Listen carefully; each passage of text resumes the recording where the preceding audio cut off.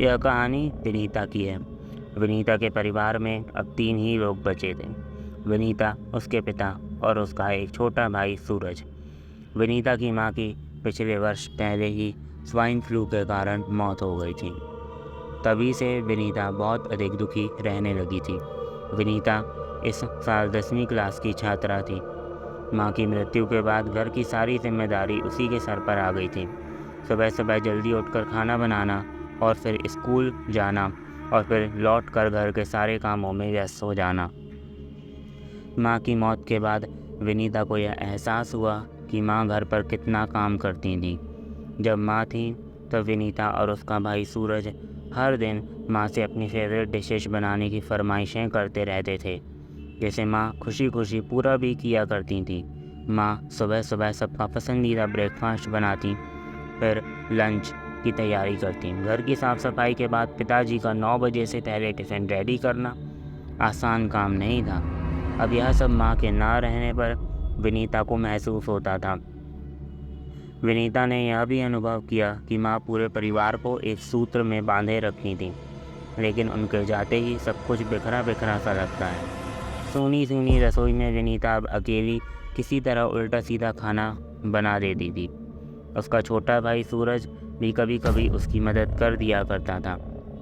माँ के जाने के बाद अब दोनों भाई बहन अपना फेवरेट खाना खाना ही भूल गए थे। किसी तरह आड़ी टेढ़ी रोटी और जली हुई सब्जी से पेट भर लेते। पिताजी को भी जैसा खाना मिलता वो चुपचाप खा लेते और सो जाते। पिताजी रेलवे विभाग में चतुर्थ श्रेणी के कर्मचारी थे। वह सुबह सुबह जल्दी चले जाते और शाम को देर से ही घर आते थे। विनीता का छोटा भाई सूरज विनीता की जिम्मेदारी पर ही था। उसको समय से खिलाना पिलाना, साथ ही उसकी पढ़ाई लिखाई, उसकी जिम्मेदारी विनीता पर ही आ गई थी। कोरोना काल में स्कूल कॉलेज सब बंद हो गए। विनीता और उसका भाई घर पर ही रहते थे। लॉकडाउन में घर से बेवजह बाहर निकलना बंद था। विनीता मास्क लगाकर बाजार से सब्जी, दूध और सारा ज़रूरी सामान ले आती थी, क्योंकि घर से बाहर निकले तो बिना घर की ज़रूरत का सामान कैसे आता। और एक दिन वही हो गया जिसका डर था। विनीता की तबीयत खराब हो गई। उसको अचानक बहुत तेज़ बुखार चढ़ गया और जांच कराने पर पता चला कि उसे कोरोना हो चुका है। अब तो घर की सारी व्यवस्था पहले से अधिक चौपट हो गई। माँ की मौत के बाद विनीता ही घर के सारे काम किया करती थी। विनीता के कोरोना पॉजिटिव हो जाने के बाद अब खाना पीना कौन बनाता, घर की साफ़ सफाई कौन करता, छोटे भाई सूरज का ध्यान कौन रखता। पिताजी ने घर पर काम करने के लिए एक काम वाली बाई लगा दी। अब वो सारा घर का काम धाम देखने लगी। कोरोना पॉजिटिव निकलने के बाद पिताजी और उसके छोटे भाई ने अपनी सुरक्षा के लिए विनीता से दूरी बना ली। विनीता को घर का एक अलग कमरा दे दिया गया, जहां उसका खाना पानी पहुंच जाता। विनीता अब अकेले कमरे में लेटे लेटे दुखी होती रहती। वह सोचती कि अगर यह कोरोना ऐसी बीमारी आई है जिसके कारण अपने भी दूर हो गए हैं। कोरोना वायरस के बुखार से विनीता को एकदम अंदर से तोड़ दिया। वह अपने आप को बहुत कमज़ोर महसूस करती, इसलिए वह हमेशा अपने बेड पर ही पड़ी रहती थी। अब वह मायूस बहुत रहने लगी थी।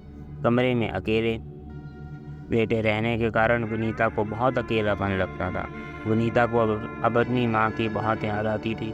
वह सोचती थी कि यदि आज माँ होती तो वो उसे इस तरह अकेला नहीं छोड़ती जिस तरह उसके पिता और भाई ने उसे अकेला छोड़ दिया था। उस रात भी यह लेटे लेटे वह सारी बातें सोच रही थी और सोचते सोचते उसके आंसुओं से की धारा बह निकली।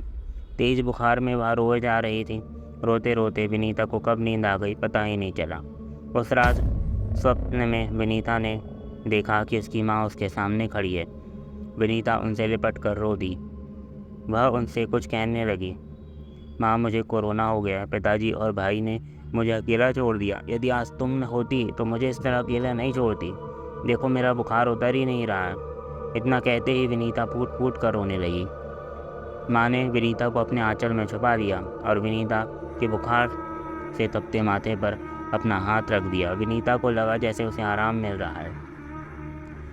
उसने भी माँ के हाथों पर अपना हाथ रख दिया। उसे लग रहा था कि माँ का माथे पर रखा हाथ उसके बुखार को खींच रहा है और फिर चैन मिल रहा है। उसकी तबीयत पहले से ठीक हो रही थी।